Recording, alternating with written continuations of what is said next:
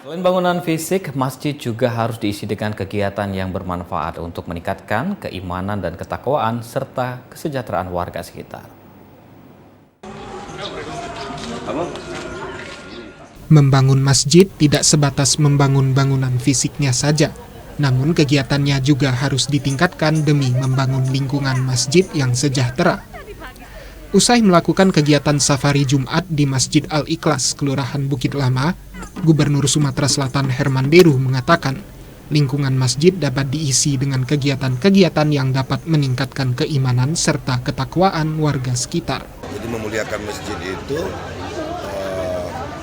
salah satunya adalah bangunan fisiknya indah, kegiatan di dalamnya juga dipenuhi dengan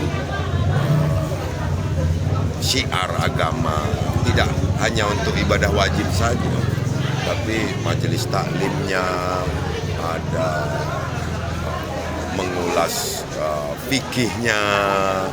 Sementara itu, Ketua Pengurus Masjid Zabidi Zaini mengatakan, pihaknya akan mensejahterakan masjid secara konsisten melalui kegiatan-kegiatan rutin.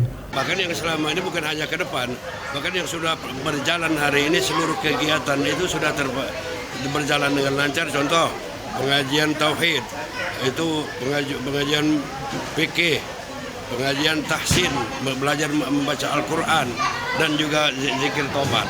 Nah, zikir tobat itu dilakukan setiap malam Sabtu. Dan setelah itu juga ibu-ibu Majelis Taklim Al-Ikhlas ini pengajian Al-Quran yang mulai dari Iqra sampai kepada tajwid dan mahrotnya. Kegiatan yang bermanfaat dapat dijadikan acuan bagi para pengurus masjid untuk menarik minat warga sekitar untuk beribadah. Arwi Murahman, TVRI Sumsel melaporkan.